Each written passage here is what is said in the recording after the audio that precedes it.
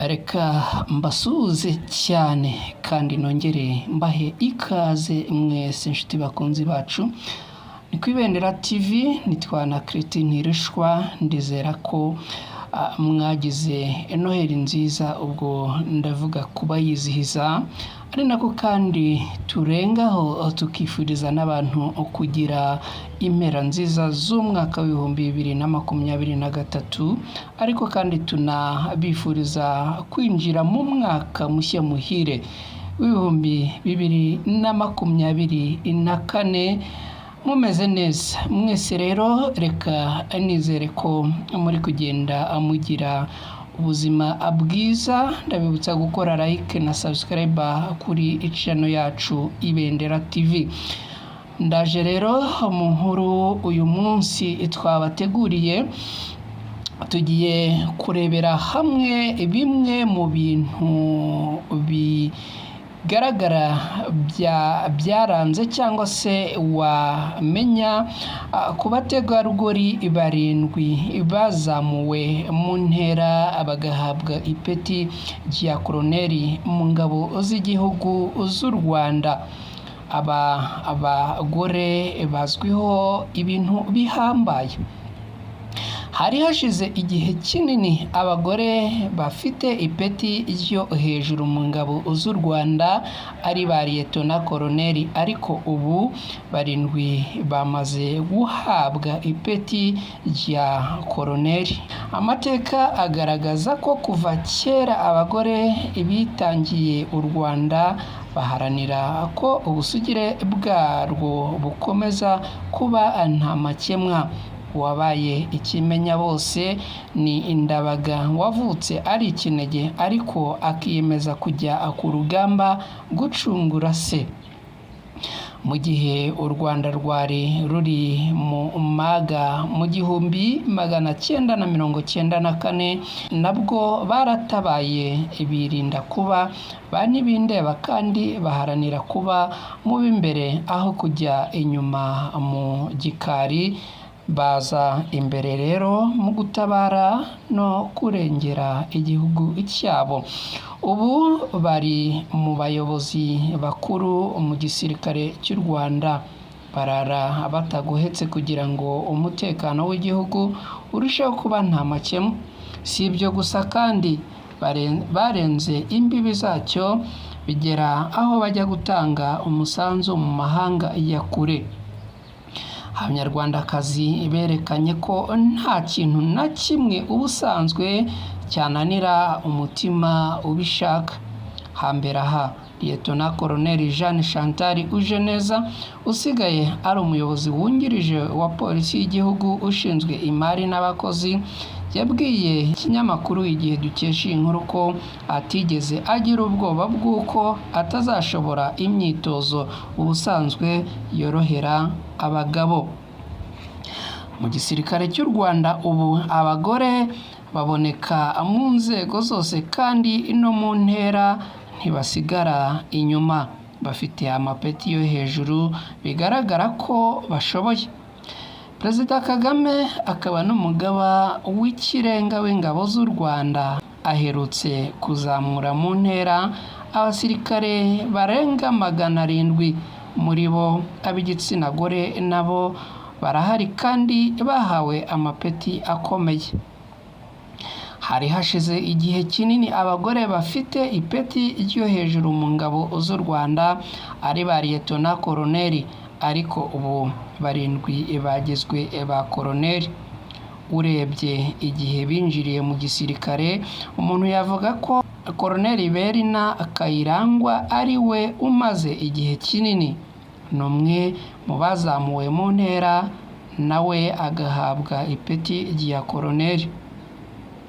Uyu mubyeyi wavukiye mu nkambi ya Ibuga muri Uganda, aho umuryango we wari warahungiye mu 1959, n'umwe mu barwanye urugamba rwo kubohora igihugu cy'u Rwanda. Yagiye mu gisirikare ubwo yari mu mashuri yisumbuye, gusa urugamba rurangiye yabashije kuyasoza kuko yari yarayacikirije. yaje kwiga abona impamyabumenyi y'icyiciro cya kabiri cya kaminuza mu bugeni. Afite kandi masters mu masomo ajyanye n'umutekano, byiyongera ku yandi yize ajyanye n'igisirikare mu ishuri rya gisirikare rya Nyakinama. Liyetona Koloneli Serafine Nyirasafari nawe yazamuwe mu ntera ahabwa ipeti rya koloneli. Koloneli Nyirasafari Serafine yavutse tariki ya 16 Gicurasi mu mwaka w'1970, avukira mu majyaruguru y'u Rwanda. Yinjiye mu gisirikare mu mwaka w'1991, muri Mutarama mu mwaka w'1994 ahabwa ipeti rya Suriyetona. Yakoze imirimo itandukanye irimo ushinzwe ibikoresho, akora mu ishami rya RDF rishinzwe abakozi mu bijyanye n'imari. Yabaye kandi umucungamari mukuru mu ishami rya gisirikare rishinzwe ubwishingizi MMI. Aba umuyobozi mukuru ushinzwe ubucuruzi, ububiko n'ikwirakwizwa ry'ibicuruzwa mu isoko rya gisirikare rizwi nka Armed Force Shop. Kuri ubu ni umuyobozi mukuru w'agateganyo wa Armed Force Shop. Uyu yafashe amasomo anitabira amahugurwa atandukanye mu Rwanda no mu mahanga, harimo ajyanye no gusubiza mu buzima busanzwe abahoze mu mitwe yitwaje intwaro, ndetse n'ajyanye no kurinda abana. Yafatiye i Nyakinama amasomo ajyanye no kurinda abasivile yafatiye muri Kenya, ndetse n'ajyanye no kurwanya ihohoterwa rishingiye ku gitsina yafatiye mu Butaliyani. Yize mu ishuri rikuru rya gisirikare ry'ingabo z'u Rwanda hagati y'umwaka w'2020 n'umwaka w'2021. Mu bijyanye n'amashuri asanzwe afite impamyabumenyi y'icyiciro cya kabiri cya kaminuza mu bijyanye n'imari yakuye muri Kaminuza y'u Rwanda, ndetse n'impamyabumenyi y'icyiciro cya gatatu cya kaminuza mu bijyanye n'umutekano nayo yakuye muri Kaminuza y'u Rwanda. Ni umubyeyi washakanye na Juvenal Marizamunda. Uyu akaba Minisitiri w'Ingabo w'u Rwanda, bakaba bafitanye abana 4. Liyetona Koloneli Betty Dukuze ni umubyeyi w'abana 3, nawe yazamuwe mu ntera ahabwa ipeti rya koloneli. Mu mwaka w'2017 nibwo yari yazamuwe mu ntera ava ku ipeti rya Major agirwa Liyetona Koloneli. Nta kibazo na kimwe yigeze ahura nacyo mu muryango biturutse ku kuba ari umusirikare. Kuri we, uwo mwaba mwarashakanye wese ntacyo bivuze, icyangombwa ni ukubahana. Agira ati icy'ingenzi ni ukubahana hagati yanyu mwembi. Liyetona Koloneli Rosane Ingabire Nsengimana nawe ari mu bakiri bato mu gisirikare cy'u Rwanda, akaba yahawe ipeti rya koloneli. Uyu yize mu ishuri rya gisirikare mu Bubiligi, Royal Military Academy, arangiza kadete mu mwaka w'2011. Yakoze mu myanya itandukanye mu cyicaro gikuru cya RDF n'ahandi nkiga ko i Musanze, abona n'andi masomo ya gisirikare nk'agenewe abasirikare bakuru yaherewe muri Leta Zunze Ubumwe za Amerika. Ifonte Leavenworth muri Leta Zunze Ubumwe za Amerika. Ari no mu basirikare b'u Rwanda bagiye mu butumwa bw'amahoro muri Repubulika ya Centrafrique. Mu mwaka w'2019 Koloneli Ingabire yahawe inshingano zindi mu gisirikare cy'u Rwanda, agirwa umuyobozi ukuriye urwego rw'imikoranire y'ingabo n'abasivile. Ntabwo akiri kuri izi nshingano kuko mu minsi ishize yoherejwe mu zindi muri Leta Zunze Ubumwe za Amerika. Liyetona Koloneli Bagwaneza Lydia uri mu barinda umukuru w'igihugu Republican Guard, nawe yazamuwe mu ntera ahabwa ipeti rya koroneri. Uyu mubyeyi w'abana 3 b'abakobwa yinjiye mu gisirikare afite imyaka 18. Yahawe ipeti rya liyetona koroneri mu mwaka wa 2017. Undi mugore wazamuwe mu ntera ni liyetona koroneri Stella Uwineza. Mu mwaka wa 2020 yari afite ipeti rya majoro, ubu akaba yahawe rya koroneri. Koroneri Uwineza w'imyaka 42 ni umubyeyi w'abana 3. Yakoze inshingano ze za gisirikare mu bice bitandukanye, aho mu mwaka wa 2020 yoherejwe mu butumwa bw'amahoro muri Sudani y'Epfo. Icyo gihe yari inshuro ya 2 ajya muri ubu butumwa nyuma yo kuva i Darfur muri Sudani hagati y'umwaka wa 2010 n'umwaka wa 2011.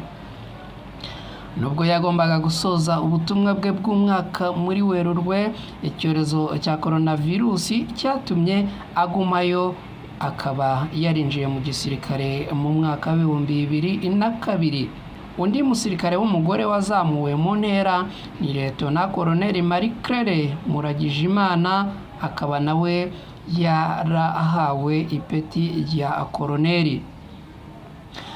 Mu mwaka wa 2007 mu gisirikare cy'u Rwanda hashyizweho ishami ryihariye rireba ibijyanye n'uburinganire n'ubwuzuzanye bw'abagore n'abagabo. Ni urwego rufite uruhare runini mu kwigisha abasirikare n'imiryango yabo ibijyanye no kurwanya no gukumira ihohoterwa rishingiye ku gitsina. Uru rwego rufasha mu guteza imbere uburenganzira bw'umugore no kubaka ubushobozi bw'umugore mu mirimo itandukanye. Abarugize bakangurira abakobwa kujya mu ngabo z'igihugu no mu butumwa bw'amahoro. Imibare igaragaza ko kuva mu mwaka wa 2004 abagore barenga 1500 bamaze kujya mu butumwa bw'amahoro, aho nibura 260 babwoherezwamo buri mwaka. Mu kuzamura ubushobozi mu buryo bw'imari, Zigama CSS yashyizeho ishami ryiga uburyo bushya bwo guha inguzanyo imiryango y'abanyamuryango bayo mu rwego rwo guteza imbere umugore. Ni ibintu bishimishije cyane, aho uretse aba bagore bazamuwe bagahabwa amapeti ya koroneri, hari n'abandi basirikare batandukanye bahawe amapeti, ndetse n'umugaba mukuru w'ingabo z'u Rwanda Generali Mubaraka Muganga akaba nawe yarahawe ipeti rya generali, ipeti rikuriye ayandi yose mu Rwanda. Reka mbashimire cyane mwese inshuti bavandimwe mubana natwe ku Ibendera TV. Ndabashimira cyane uburyo mwabanye natwe muri uyu mwaka wa 2023. Ntago twarenza ingohi umusanzu mwaduteye mu nkuru n'ibiganiro bitandukanye twabagejejeho. Mwabanye natwe ku manywa na nijoro, muradushyigikira, ntago tuzabyibagirwa. Tubashimiye rero uwo muhate n'umusanzu wanyu, tubifurije amahoro n'amahirwe. Imana izabahe gusoza umwaka neza, kandi muzatangire undi mwaka neza. Murakoze cyane, mugire amahoro n'amahirwe.